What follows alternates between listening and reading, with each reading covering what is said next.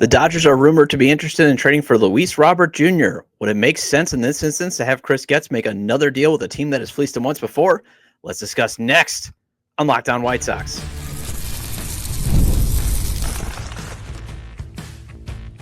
You are Locked On White Sox, your daily Chicago White Sox podcast. Part of the Locked On Podcast Network, your team every day. Hello, I'm your host, Todd Welter, a lifelong Sox fan and the site expert at SouthsideShowdown.com, part of the FanSided network, and also I've covered Major League Baseball for outlets such as the Associated Press. And thanks for making Locked On White Sox your first listen every day, part of the Locked On Podcast Network, your team every day. Make sure to hit the like button on today's episode. Subscribe to the YouTube channel at Locked On White Sox if you've not done so already, and also follow or subscribe to the show wherever you get your podcasts. Well, the Athletics' Ken Rosenthal is reporting that the Dodgers are starting to explore alternatives to bringing back Teoscar Hernandez. He mentions Luis Robert Jr. as one of those options, and let's discuss if the Sox should do business with the Dodgers again. Speaking of trades, GM Chris Getz pulled off another deal with the Boston Red Sox over the weekend. This time the White Sox are the one getting a big league pitcher back that I'll discuss in the second segment. And then, could it actually be more painful to be a Yankees fan than a Sox fan? I discussed that with FanSided's Adam Weinrib. And today's episode is brought to you by Gametime. Download the Gametime app, create an account, and use code LOCKEDONMLB for $20 off your first purchase. All right, so two things I'm on the record. One, I think the White Sox should roll the dice and gamble that Luis Robert Jr. comes back and has a productive season and, he returns to his 2023 production and then he stays healthy and then you flip him at the 2025 trade deadline. Number two, I'm never a fan of Chris Getz being on the phone with Dodgers team president Andrew Friedman. As everydayers have heard me say, I hated how Chris Getz got fleeced in that Erick Fedde, Michael Kopech deal. I mean, talk about a waste of two pitching assets. That could have accelerated the timeline had the White Sox gotten the proper return. Instead, Getz got Jedi mind tricked and bumbled that deal, and you just wasted an asset, especially in Erick Fedde. And now you're stuck with Miguel Vargas, who I'm not sure will ever get over the shell shock of going from the Dodgers to the South Side. I mean, that's a guy who looks permanently broken. I mean, he looks traumatized. And none of that. He wasn't that good of a big league player to begin with. Yes, he had the minor league accolades, but you're probably looking at a 4A player, and you're stuck with him. And then you also traded for a prospect who had a broken leg. Now, Jarrell Perez could salvage this all if he turns into a stud, but right now, you totally bumbled that Erick Fedde trade. And that's one of the other reasons why you had to deal Garrett Crochet, was because you didn't get a good return on a premium asset like Erick Fedde when he was at his highest trade value. But Ken Rosenthal's recent suggestion that the World Series champs may be exploring other options rather than re-signing Teoscar Hernandez, and one of them is trading for Luis Robert Jr. And when I was thinking about it, when I read it, I was thinking, you know what? I might be willing to make an exception. And the reason why I'm making the exception is context. Remember, context is key. If you want a bunch of screaming Stephen A's, yes, you take out the context. If you want to look stupid like Skip Bayless, take out the context. But in this context, in terms of what the White Sox are reportedly demanding back, they just want something significant back. Although, again, that circles back to why you should just gamble and hope Luis Robert Jr. returns to 2023 form and stays healthy enough so you can get a Garrett Crochet-like return instead of just saying we're going to settle for something significant. I just want a piece. Maybe a piece and a scratch-off. No, Luis Robert Jr. still has the talent to get you that Garrett Crochet type return that can even further accelerate your rebuild. Plus, I think there are two other better trade partners. Shout out to SoxMachine.com's Josh Nelson for his recent piece suggesting the Phillies, and I think the Reds, they're the better trade partners. Especially, you can go back a few weeks ago when I talked with Locked On Reds host Jeff Carr about why they match up well in terms of if you're going to get something significant back, you can definitely get the Reds to bite and say, of their significant pieces, yeah, I'll give you something like that. Might be a few years away, but they're very talented baseball players that they have that I'll get into in a few seconds. Although, as I was kind of putting together my notes, the Dodgers could provide that something significant back where even if Getz got Jedi mind tricked, it actually wouldn't be as a waste of an asset like you did with Erick Fedde when you look at it in this context now. And especially since in the context of the Dodgers are trying to go for another championship. It is now obviously coming down to money with Hernandez, as Rosenthal has reported. They kind of don't want to pay him the 70, 80 million that he's demanding. That's why they're looking at other options. But in terms of the significant pieces they could dangle, they could come to the conclusion that, we might have to trade one of our significant pieces, kind of like they traded Michael Busch to the Cubs last season. They just don't have some spots for some of their significant pieces. But first, let's get into what Ken Rosenthal wrote in The Athletic. This is what he wrote. As negotiations with free agent outfielder Teoscar Hernandez remain at an impasse, the World Series champion Los Angeles Dodgers are exploring a number of intriguing right-handed hitting alternatives. The potential options, according to sources briefed on the team's discussions, include infielder Ha-Seong Kim in free agency and the Chicago Cubs right fielder Seiya Suzuki, Chicago White Sox center fielder Luis Robert Jr., and others in trades. How serious the Dodgers are about those pursuits and how realistic some of them might be remains to be seen. Hernandez, 32, is seeking a 3-year deal between $66 million and $72 million, according to a person briefed on the negotiations. The contract length does not appear to be the point of contention between the parties. The issue is money. In their inquiries on other players, the Dodgers might simply be weighing the acquisition costs against the price of retaining Hernandez. Okay, so I'm going to skip ahead. The cleaner way to price Hernandez would be with an outfielder. Suzuki, 30, is owed $36 million over the next 2 seasons and holds a full no-trade clause. Robert, 27, is owed $15 million in 2025, $20 million club options in both 26 and 27, and lacks no trade protection. The Cubs, according to a source briefed on the Cubs' thinking, are not inclined to trade Suzuki, even after acquiring right fielder Kyle Tucker. In the Cubs' estimation, the market for right-handed hitters is thin. Replacing Suzuki, who has an 824 OPS in 3 major league seasons, would be difficult. I'm going to skip ahead just to where now he gets to Robert Jr. Robert is the youngest of the right-handed hitters the Dodgers are discussing and carries perhaps the greatest upside. But because of his injury history, his downside might be greater too. Only once in the past 4 seasons has Robert appeared in more than 100 games. In 2023, when he hit 38 home runs and had an 857 OPS and finished 12th in the American League MVP balloting. While Suzuki would likely play right for the Dodgers, Robert almost certainly would take over in center. The White Sox and Dodgers have engaged in numerous trade discussions over the past 6 months. As part of a 3-team trade with the St. Louis Cardinals at the trade deadline, the White Sox sent reliever Michael Kopech to Los Angeles, and the Dodgers sent outfielder Miguel Vargas and 2 prospects to Chicago. For Robert, the White Sox do not expect to receive multiple top prospects, but would want a meaningful piece in return, a source said. The market for him could accelerate once the leading free agent outfielders Hernandez and Anthony Santander are off the board. Okay, so back to me. When it comes to the meaningful piece, let me actually break my rule, kind of what I've come to believe. And I'm also going to have Dodger fans who tune into this possibly go nuts with this suggestion of a significant piece. But there is some method to my thinking here. And remember, a PSA, to get something good or something you desire in a trade, you have to give up something good or at least viable back in return. Fans have got to stop thinking that you're going to get something good for a broken bat and some lawn chairs, okay? You have to give up something good. And in the case of the White Sox, they just want something significant. And maybe the Dodgers finally say, you know what? We got no place for their number one prospect, Dalton Rushing. They don't have a spot for him at catcher. Will Smith isn't going any place anytime soon. And they have moved him to the outfield too. But if you think he's your solution in the outfield, if you've already thought about him, because remember, he's going to be 24, if I recall, wouldn't he be the guy that you would just want to give runway to? You wouldn't be kicking the tires on Seiya Suzuki or signing Ha-Seong Kim and moving him to the outfield or possibly trying to approach the White Sox about Luis Robert Jr. You wouldn't be doing that. You would just keep Dalton Rushing and have him be one of your starting outfielders. You would say, hey, Hernandez is fine. You go find your $75 million. We ain't paying you. And if that's what, so think of that.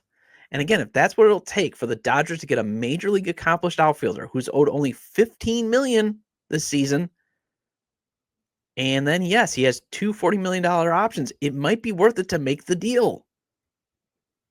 And if you're the Dodgers and you're looking at the cost, even the intangibles, you literally just got the best version of Michael Kopech. And maybe all it takes to get the best version of Luis Robert Jr. and maybe him staying healthy is just coming to LA. I mean, Michael Kopech did not listen to his pitching plans. Okay?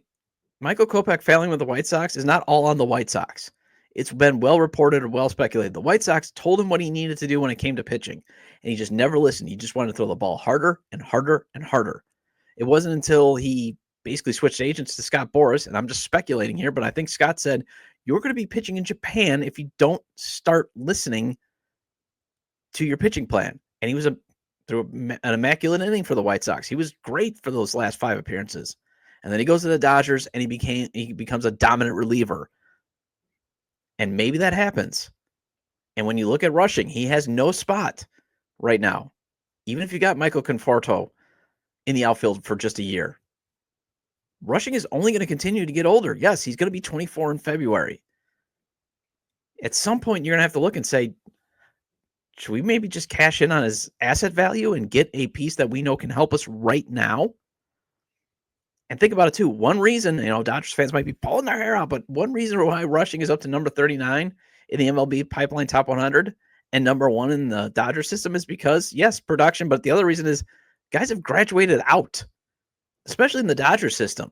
He finished in 2023 outside of MLB pipeline's final top 100. And he was the Dodgers' 8th best prospect at the end of 2023. Ahead of him, Andy Paegas, now the starting right fielder, at least for now. Ryan Peapot, traded. Gavin Stone, he's here in the rotation. Michael Busch, traded to the Cubs because there was no room for him. Miguel Vargas, well documented what he's doing with the Sox. Bobby Miller, is that the significant piece the Sox might be willing to take as a reclamation project? Still tons of potential. Struggled. And then guess who was the Dodgers' number 1 prospect at the end of 2023? Diego Cartera. You might be like, who? Yeah, that's right. Who? Because he's now all the way down to LA's number 16 prospect. So in this context, maybe rushing is not the sacred cow, since there's no room for him at catcher and currently no room at the end regarding outfielder. And the Sox have reportedly demanded rushing before in a deal regarding Eric Crochet. And the difference between Crochet and Robert Jr., LRJ will play every day, so long as he's healthy. That is the asterisk. And he can impact the game defensively and offensively. Even if he's not swinging the bat well, he can still catch practically everything that's hit to him. And out of that, he would be in the ideal situation for him because he's a very talented player, but he should not be the face of your franchise. Now with his health, not with the fact that they didn't win in 2023 when he's producing, he's more of a complementary piece with his ability to play defense. He's a very, very good supporting player in a lineup. But even then, the Sox could take a scratch off in number 48 overall prospect, according to MLB Pipeline, Josue De Paula, Dodgers' second best prospect. Although he's 19, he hits left-handed, very athletic, works out with Juan Soto and Ella De La Cruz. But again, that might be the player the Dodgers actually hold on to, given that he is 19. I got my concerns with Andrew Freeland's numbers, the third best prospect. They were declining as he went from A-ball to AA to AAA, but still well-regarded shortstop prospect. And we're talking about Colson Montgomery coming off a season where he hit 214 at AAA, getting a shot to start the season at short. So I'm not opposed to having 2 top 100 prospects duel it out for the starting shortstop spot. Plus, you do have an opening in the starting rotation with Garrett Crochet gone, and the Dodgers still have plenty of attractive pitching prospects. That is why if the demand is 1 or 2 significant prospects, something significant back, the Dodgers have some options where it might be the case where the Sox don't get fleeced, no matter what Jedi mind trick, Friedman does on gets. However, I like how Josh Nelson on SoxMachine.com looked at the Phillies outfield of Max Kepler in left field, Brandon Marsh in center field, and Nick Castellanos in right field, and immediately thought, man, the Phillies could use LRJ. Although Starlin Caba, he was just traded to the Marlins in the Jesus Luzardo deal, and he would have been the significant prospect the Phillies likely would have given up for LRJ. But hey, the Phillies were willing to give up shortstop Aiden Miller for Crochet. I just don't see them taking that same gamble with Luis Robert Jr.'s injury history. But hey, I would love a return for Justin Crawford and maybe a scratch off.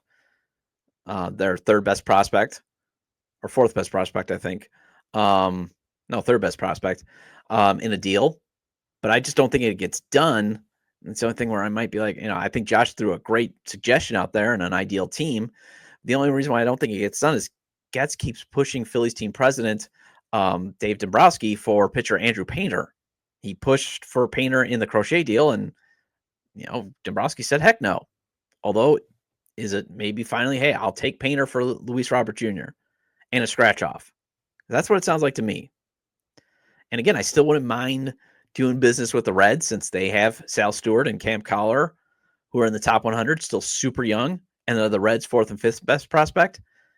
And that might get them to bite to give you something significant in back. However, I love this line from Josh Nelson that he wrote on Sox Machine that I think, supports. Roll the dice on Luis Robert Jr. This is what he wrote. However, as Chris Getz alluded to after announcing the Garrett Crochet trade, talks of trading star players that other teams want sometimes takes months. The conversation Getz had this past July aided him in getting a deal done with Boston as the winter meeting, so it stands to reason that talks in December could lay the groundwork for a mid-season summer swap. And that's what I've been saying. Back to me here. I think the fear of Luis Robert Jr. getting hurt is obviously leading the Sox to lower the asking price to get at least something significant. In case you have a Yoan Moncada-like injury that leads to nothing at all, but scared money don't make money. Roll the dice. Keep Luis Robert Jr. Circle back to the Dodgers at the trade deadline. Or the Reds if they're in contention. Or the Phillies. I still think unless you get something that knocks your socks off, that's why, I would say, hey, Dodgers, you want Luis Robert Jr.? Want Dalton Rushing back. Well, speaking of deals, the Sox made a trade over the weekend to bolster the bullpen. I'll discuss who the Sox got and did it cost too much? Next on Locked On White Sox. The NFL playoffs are almost here, but it's not too late to get in on the regular season action with FanDuel, America's #1 sportsbook. Because right now, new customers can finish the season strong with $250 in bonus bets if your first $5 bet wins. I always maintain FanDuel's traditional spreads, money lines, and over-unders. They're fun to play. But if you want a chance to double or triple your money or win big, FanDuel's parlays, props, and futures is the way to go. And a popular parlay for tonight's Green Bay and New Orleans game is Green Bay at -3.5 in the first quarter, -4.5 in the second, -2.5 in the third, -3.5 in the fourth quarter. That is at +1122. $10 on that, and it hits. You can win $112.25. Josh Jacobs scoring last is at +320. That hits. You may have tripled your money. And while Christian Watson and Jaden Reed, they're at +1,200 to score last. And if that hits and you put $10 down on that, and one of those, they hit, you just won $120. Just visit FanDuel.com to join today. That's FanDuel.com for your chance at $250 in bonus bets. Make every moment more with FanDuel, an official sportsbook partner of the NFL. Welcome back to Locked On White Sox. I'm your host, Todd Welter. Again, make sure to hit the like button on today's episode and subscribe to the YouTube channel at Locked On White Sox if you've not done so already. And if you can't catch the show on YouTube, Locked On White Sox is available on all major podcast platforms, so make sure to follow or subscribe on places such as Apple or Spotify. Either way, get your 30-minute fix of Chicago White Sox baseball venting with me, as this is the only podcast dedicated to White Sox talk 5 days a week, year-round. Although programming note, I'm taking tomorrow and Christmas Day off. I got some family holiday obligations, so I will not be putting out an episode on Christmas Eve or Christmas Day. I will be back on Thursday, so I do hope you have a great, great holiday. That's one of the reasons why this episode is going to be a little bit longer, because I want to give you your fill. But yeah, I've got some family obligations for Christmas Eve.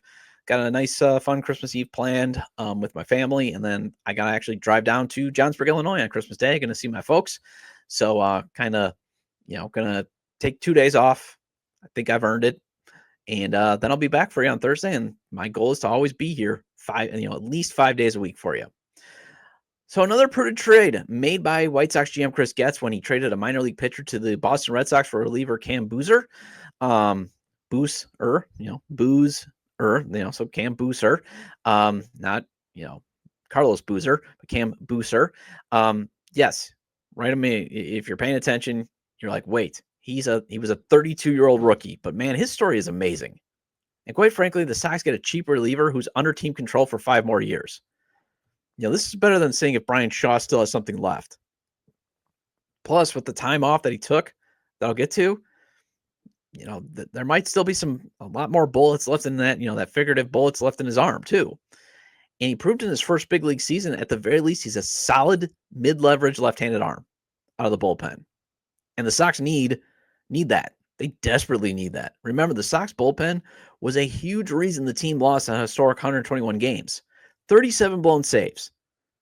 And the entire pitching staff, starters, and bullpen blew 56 leads. You whittle that number down by just a little. Say you take off 10, 27 blown saves, 46 blown leads.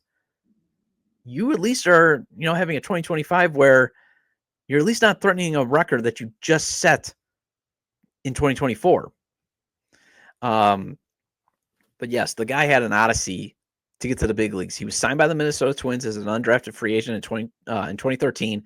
He had to overcome Tommy John surgery. He had to have surgery to replace a torn labrum, I believe twice actually. He had a broken back. He broke his back following a bike accident. He also had a 50-game suspension for testing positive for marijuana and self-attitude problems. And then the Twins were even thinking, you know what? You want to try outfield? You still want to have a big league career? We're going to move into the outfield. And that failed spectacularly. It got to the point where he actually retired in 2017. He didn't take a break. He retired. And Booser started working as a carpenter.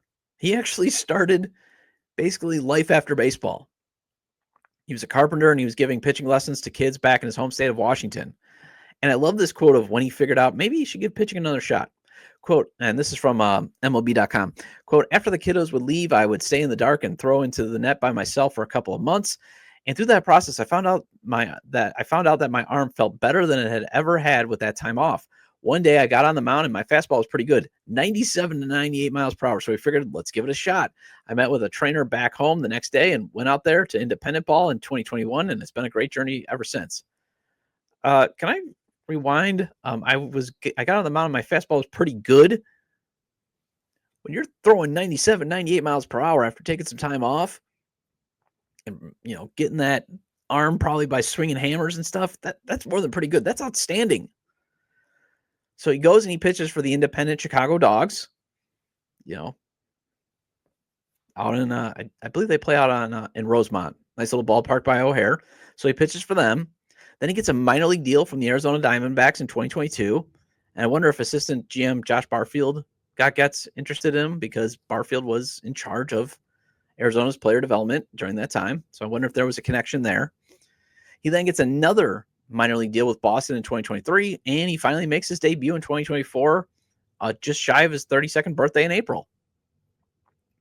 And then this is what SB Nation's Dean Rasul at overthemonster.com wrote up in terms of his season. Positives. In the major leagues in 2024, Cam Booser actually put up a better ERA than he did at AAA Worcester. Disclaimer, he only pitched 10 2/3 innings for Worcester in 2023 and struck out 19 in that time.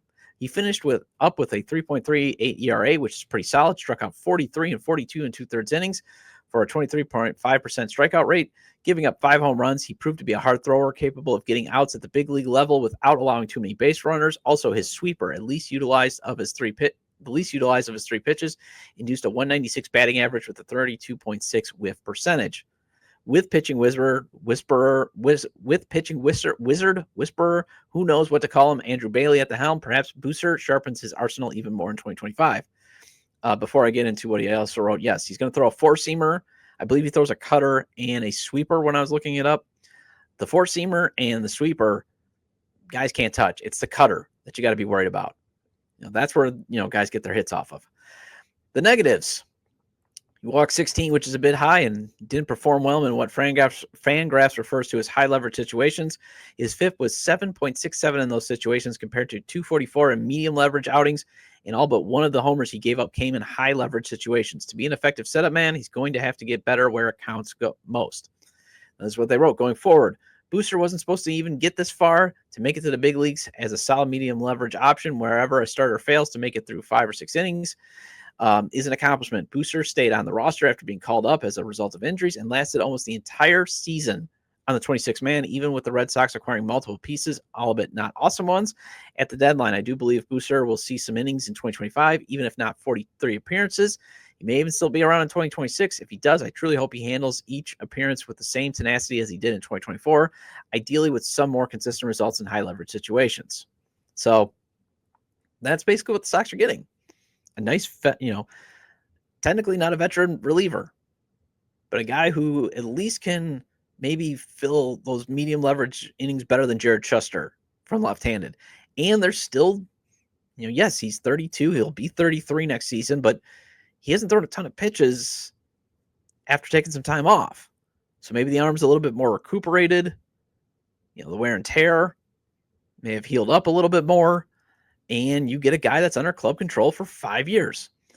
In terms of the payment, the Sox did give up their pitcher. Oh gosh, I'm gonna Yokier Farhado. I probably butchered that name. I apologize, but he was the team's number 30 prospect according to FutureSox.net. That's where they ranked him. In terms of giving up too much for Booser, I think James Fox of FutureSox.net put it best. Giving up the teenage prospects with this much upside can be risky, but Fajardo is really far away from the majors, and the White Sox clearly believe that the potential reward outweighs the perceived risk. Fajardo will pitch in the Stateside Complex League this year, and Booser should extract a more significant trade return than this if the White Sox move him at the 2025 trade deadline after a solid season in the big league bullpen. And I'm totally in agreement. I mean, if he pitches well, you can flip him at the trade deadline, and he's going to come cheap. He's not even arbitration eligible for another season. He's under club control. Like, say you trade him at the trade deadline, that's 4.5 seasons of club control if he's effective. That's another option too. Like, let's say you want to keep him to be a little bit more of a bridge. Maybe you're not liking the offers. You still got him then on the cheap for 4 more years. And I've always been advocating build a cheap bullpen. Obviously you'd rather have a younger bullpen, but you want a cheap, effective bullpen. With this owner who does not, allocate a lot of money in free agency, you'd rather see, the money get invested in the lineup or the starting rotation rather than the bullpen. That was one of the big mistakes of the last rebuild. And, again, you go back to why did the White Sox lose 121 games? A big reason was all the leads they blew because the bullpen was horrifically awful. Again, another sound, prudent move made by Chris Getz.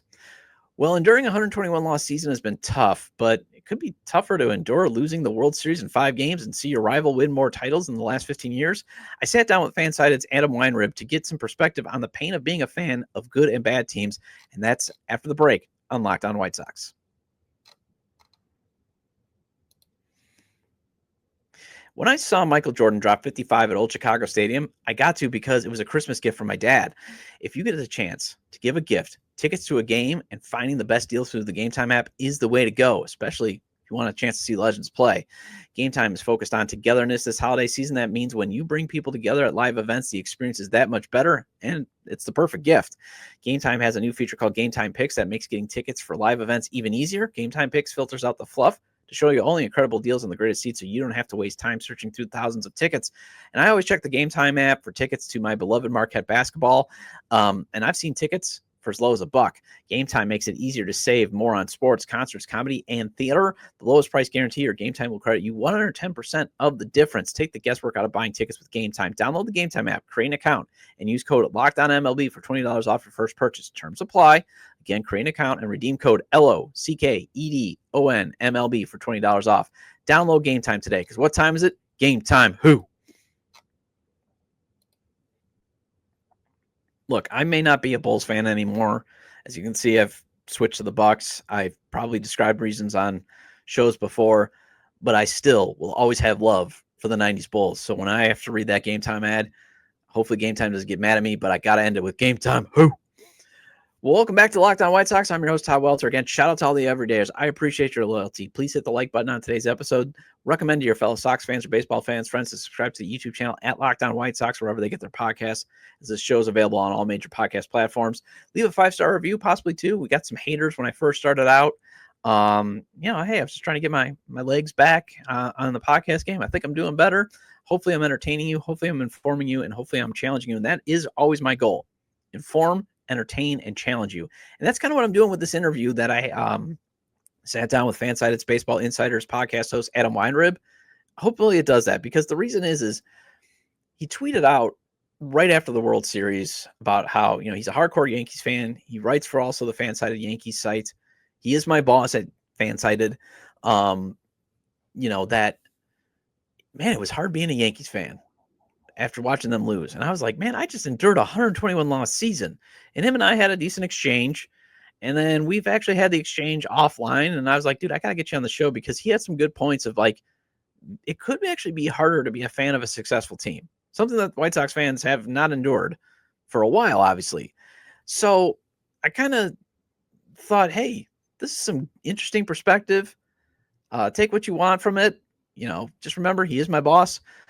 So let's listen in on, could it be actually more painful to be a Yankees fan than a Sox fan? All right, Adam, thank you for joining me. Now, you and I had a great exchange on Twitter, and we've had great exchange on the FanSided Slack, that it's been a rough go lately for being the Yankees, and I was thinking, oh, poor you. But then again, you see Juan Soto go to the Mets, Garrett Crochet goes to Boston, and you sign Max Fried. Your team signs Max Fried for, what, $218 million when he's 31 years old. Has it been really that bad to be a Yankees fan? Well, look, signing Max Fried for that amount of money is a luxury that the Yankees can have and other teams can't. Fully understand that. So when it comes to the work they've done this offseason in the wake of losing Juan Soto, I'm actually not sure that that's been the most depressing part of my offseason, to be honest. If Fried wants 8 years, I understand that's a differentiator for most. The Yankees are able to stretch that and lower the AAV. Some other teams, most other teams, every other team balked at that. So clearly that's a unique difference. The Yankees can do certain things that other franchises can't. They can absorb a bad 8th year or bad 7th year. Other franchises can't, to get the arm talent in the door right now. My thing with the difficult time to be a Yankee versus a difficult time to be a White Sox fan or a fan of another franchise that's sort of in the objective doldrums is, for me, and like, this is my anxiety talking, and I don't know how other fans, watch games. I don't know how other fans, I don't know if people have the ability to tune out a struggling team, but for me, if my team is in the spot that the White Sox were in last year, and they've been there, but not the Yankees, but the Knicks have certainly been there. The New York Rangers have certainly been there. If I have a team that I know this is a year where I can just sit back, maybe in July, I'll turn the game on and enjoy some baseball because it's my favorite sport and I love it, but there's no pressure, no repercussions at the end of the day, really, because we're hurtling towards a borderline predetermined outcome, I can erase a year. And I enjoy having a year where I can just, no pressure, the sport's happening. If I want to watch it, I will. If I don't, I won't. It doesn't affect my mood. I enjoy that. I enjoy being able to write. I've written off the New York Rangers this year. I'll watch when they're on. When they lose, I shrug. When they win, I also shrug. Sometimes in order to keep myself balanced, I need years like that. So in terms of objectively, the White Sox this year performed worse than the New York Yankees in 2024. There is no debate on that issue. And if you're the kind of person who wants to watch all 162 and you're going to let it eat you alive as the team, hurdles toward that record number of losses, then I understand, that's the way you fan. And I totally get it. But for me, I can use a break every once in a while versus what I had with the Yankees this year. 15 years without a World Series berth. Every time they lose in the playoffs, it's 2-3 weeks of clowning.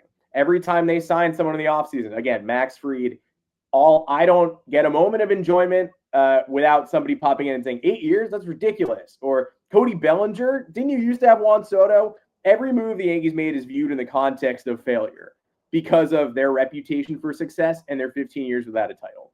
This was the most pressure-filled Yankees season I've experienced in quite a while because the Judge window appears to be closing. You get Juan Soto and you get him for 1 year. Yankee fans have sold themselves on being able to pull off an extension, but we all know Soto's looking for this record-setting deal. We convinced ourselves he was coming back, and he didn't. But either way, objectively, you have 1 year to get this done. And every feeling you've had of inadequacy over the last 10, 15 years, as you've tried to maintain status as, one of the sport's great dynasties and one of the sport's great winners, it's all coming to a head now. Because whatever happens at the end of the year, if you win, you have permanent bragging rights, but also Juan Soto could leave 2 weeks afterward. If you lose, you're going to get dunked on so tremendously. And they, they get through the DS, they make it through the CS, they win their first pennant in 15 years, and that doesn't do anything to alleviate the pressure because all that matters is the best of 7 that's about to, on the horizon. It's going to determine whether or not you're going to have one of the worst, months of your recent sporting life in terms of not being able to go anywhere without getting laughed at, joked on, ran through the ringer, or whether you're going to be able to celebrate, but again, for only a couple weeks until we find out the end of the Juan Soto, the ultimate ending of that chase. As it turns out, one of the worst World Series losses any team has had, probably the worst one in franchise history, modern franchise history, dating back to the Bill Mazeroski home run. Game 5, the roller coaster, unrelenting pain. You can't log on to any corner of the internet in the wake of that game without having it shoved back in your face. They're going to lose the series in 5. It's not a Game 7. You hope it's going to be forgotten. Of course, it's not forgotten, because if the Angels had lost a World Series like that, we'd never hear about it again. It's a 5-gamer. It's not a 7-gamer. But since it's the Yankees, it's all you hear about. It's going to dog me for the rest of my life. And then put the cherry on top, Juan Soto leaves for the crosstown rival Yankees. So the most pressure-filled season I've experienced as a fan in 15 years ends about a month after, even a couple of weeks after the ultimate joy of getting back to the World Series ends in shambles. I mean, the most shame I felt as a fan of this franchise in years, and everyone else is reveling in it. That's the worst part. So that's my argument for this fandom and the pressures of this fandom. And nobody wants to hear it. I've got titles. I understand that. But at this moment in time, I'd rather be able to completely disconnect than have to live in this soup every day. And I just, it's been 15 years since I've gotten a chance to punch back at the hatred, at the vitriol, at the mockery. And this year, it's the lowest we've been in a while. There's no counter argument at this moment. So, yeah, one of the reasons why I wanted to get you on was to actually get a different perspective of, like how painful the 2024 season was for the White Sox. And I was like, when you had that tweet, I was like, man, don't, imagine going through what the White Sox fans is. But as you said, anybody could have checked out at any time. Number two, there is the possibility that maybe once they're sold, the Sox could get better, where this is now going to drag on Yankees fans until they win another World Series. And the other thing is the Yankees lost basically Game 5 in pulling White Sox-like fashion, just letting a ball drop, defensive miscues, defensive gaps. And not only that, I kind of wanted to draw the parallels, like, Soto going to the Mets, this would almost be like if Soto was on the Cubs coming to the White Sox, don't you think? Yeah, I mean, look, you're talking about pitfalls in that game. I go into every game, again, a high anxiety viewer. I watch a game and I think, what's the worst thing that could go wrong in this game? Do we still have time? Obviously, these are not timed events. There's still time on the theoretical clock for something awful to happen, or are we past that threshold? It's 5-0 in the fifth with Garrett Cole on the mound. Have we gotten past that threshold, or is there still room for some awful calamities to occur? And of course, we learned that there were, and the game ends, the series ends. They even take another lead in that game before blowing it once more late in the 8th inning.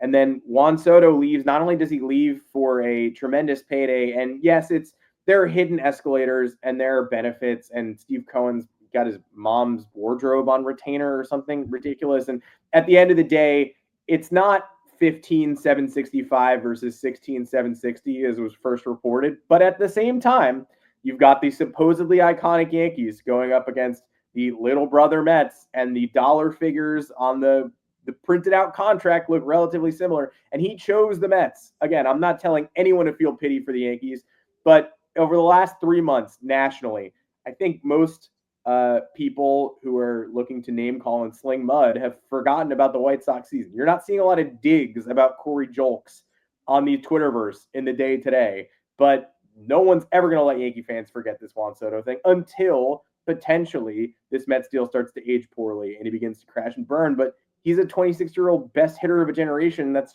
very unlikely to happen until he's already had enough success to render the point moot.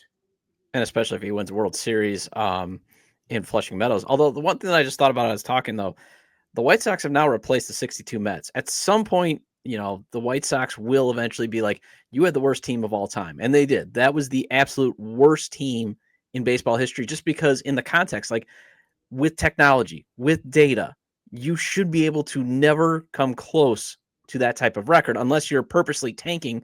And the White Sox didn't even qualify for the number 1 pick overall this year because they had the 100-loss season in 2023. So that's where it was kind of painful. But then at the same time, you being in New York, the 62 Mets only became endearing, and they actually became endearing because 7 years later, they win the World Series. Now, obviously, you and I weren't around, but think about that. Like when you interact with Mets fans, they kind of took the Amazons as a source of pride because 7 years later, they win a World Series.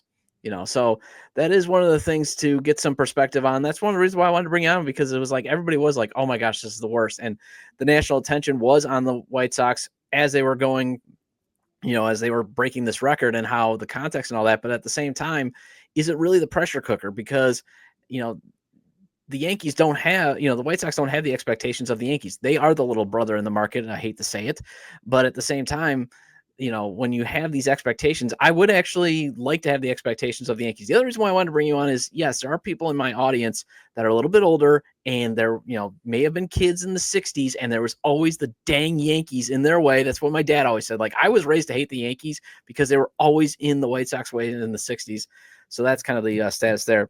I do want to get two more of your thoughts before I let you go. I had Gabby Hurlbut from Lockdown Boston on, and we talked about the Boston Red Sox and the White Sox logos and which one is more iconic. Obviously, the White Sox is more iconic when it comes to Boston just because of culturally. But when you talk about culturally, the Yankees might have a case with their logo when it comes to the White Sox. So which logo do you think is better, Yankees or White Sox? I mean, I'm going to be deferential to the Yankees logo, but that is no disrespect to the White Sox logo. And also, I want to give a shout out to your City Connects, which I think are slightly less iconic. Will they stand the test of time? I'm not sure, but I love those. And I love the shy on the hat in the Sox style. I also think the Sox logo benefits from getting rid of that red outline from the 50s. Perhaps I'll hear some disagreement there, but I think that's a necessary tone down. The streamline, the version you're wearing right now, to me, is the best version of the Sox logo. But shout out to the City Connect as well. The interlocking NY, the New York Yankees logo, has remained unchanged by and large since the Highlanders days. The curvature on the NY changes a little bit. They've got hooks on the edges like the Mets hat that are now gone. Back in the day, the NY was much smaller. Now it's a little bit more dominant. But I do think it's nice. I'm in favor of the Yankees adding alternate jerseys. I know many aren't, but you look at the simplification. They took the away jersey last year. They removed the white piping, and the sleeves had white and navy stripes at the edge that are gone. And they reverted to the 50s and 60s jerseys, the jerseys that Mickey Mantle wore with just the plain, flat New York navy numbers on the back. I love that return. I think a lot of fans like the navy blue base instead of the white pinstripe that occasionally gets worn in spring training and got worn during 2020 for whatever reason. I guess that season was a free for all. But I think I was always jealous as a kid of more colorful uniforms and teams that were able to take more chances. The Yankees can't really do that. That's the drawback. But if you're talking about iconography, I think the New York Yankees logo, which is oft imitated, obviously, by the New York Giants, New York Mets, you're seeing plenty of derivations of the NY, people trying to figure out, is there a better way to balance it? What if we hook the Y down here? Can we dangle something off the N? The Yankees have it streamlined. The Yankees have it done. And I think it's a global brand, whether people want to acknowledge that. That's the reason why there's so much pressure on the Yankees, because 2008 they win all the time. They have a history of winning, absolutely. But 2009 versus 2005, the most recent Yankees and most recent White Sox titles, not that far apart. So if people are clowning on look how far the White Sox have fallen, if people are telling Yankee fans to remember the 2009 title like it was yesterday, tell White Sox fans to remember the 2005 title. It's like 4 years apart. I mean, it's really a wild way to think about it. Yeah, and it's also wild just because of how both logos have just been so culturally iconic in terms of, the hip hop culture with the White Sox logo. The Yankees also, transcends both to hip hop and just regular culture. That's the other reason why, like, when I was having this debate with Gabby on Boston, I'm like, that's kind of like the white guy boring logo for everybody. I mean, that's Matt Damon boring. At least the Yankees, transcends to everybody. The Sox, it can transcend everybody. And yeah, I think the best City Connect unis are the South Side, the White Sox. Cubs have got some decent one too. And then in terms of also cultural, you can never, go against the Detroit Tigers too. I mean, that's a great logo. Finally, I want to make sure, the Baseball Insiders podcast, FanSided, you and Robert Murray hosted. What are you guys hearing about Roku Sasaki? Is there a snowball chance in heck that he would come to the White Sox, or is it looking like Yankees, Dodgers, or Padres? I don't think the White Sox should be favored in this chase. I do think that there is a good chance that they do get an in-person presentation, which is nothing to sneeze at, especially as you're looking to establish yourself, the credibility again. The Yankees were the favorites for Shohei Ohtani the last time there was an amateur free agent of this caliber. Purported favorites. I say that with a thick layer of sarcasm because they didn't even get a meeting. They were in the first group eliminated. They spent, November, they're favorites. December, they're out before it even begins. So the fact that the White Sox are likely going to get a chance to make their pitch here and sell him on, small market in terms of Cubs versus White Sox, they are the smaller market in a major American city. If he's looking to avoid media scrutiny, they certainly have an opportunity to get a leg up and talk about your first year will have the lowest expectations of any season that you have ever participated in. Like, get your feet wet, come back for next year, be able to, build on that rookie season out of the spotlight. There's certainly a case to be made. That said, the Mets have already met with him. The Yankees do plan on meeting with him. I would power rank the White Sox last in terms of the teams that are getting in-person meetings, and I do think it's going to come down to the Padres and Dodgers. That said, that is way too obvious to be what actually happens in the end. It's the party line that I have to say right now because no one's giving me a nugget. Like, there's no other juice other than the Padres or Dodgers, so I can't doubt that it's a two-man race. But the Yankees were a shoo-in for Ohtani until they suddenly weren't. So I would not doubt at all that there's just a curveball, and all of a sudden the Padres are out in a week from now, and we all have to reevaluate where this stands. Well, Adam, again, where can we always find your content? I am on X still at Adam Weinrib. The Baseball Insider streams 2 or 3 times a week, depending on heart of the offseason. We're going to be on every Monday, Wednesday, and Friday, which is exciting. So subscribe, turn on the notification bell, make sure you know when we're going live. Monday, Thursday at 3:30 Eastern once the offseason slows down a little bit. But we're going to have some fun stuff on that channel too outside of the live streams. We're on Instagram. That just launched. So if you don't follow Baseball Insiders on Instagram, we'd love to see you there. And I am on the Yankees Go Yard podcast if you want to hear Yankee fans complain a little bit further and do even more complaining than what I was able to do on this show. So thanks for having me. All right, so that wraps up this edition of Locked On White Sox. Thank you for making Locked On White Sox your first listen today. For your second listen, find Locked On MLB. Baseball guru Sully brings a daily blend of humor and baseball, keeping you updated on every rumor and story throughout the offseason. Find Locked On MLB on YouTube or wherever you're listening to your podcast. Once again, I'll be back on Thursday to discuss just how hard it is to develop a major league player. Again, taking off tomorrow and Wednesday for Christmas family obligations, that type of stuff. So I do hope you have a great holiday. Again, feel free to leave comments about today's discussions regarding if Luis Robert Jr. should get traded to the Dodgers, the Sox acquiring Cam Booser from Boston, and do Yankees fans actually have it worse than White Sox fans? And you can leave them at the episode page on YouTube, X, formerly Twitter, at Todd J. Dub, or at Locked On Sox, or you can email me at lockedonwhitesox@gmail.com. Have a great day. Have a great holiday, and I will see you Thursday.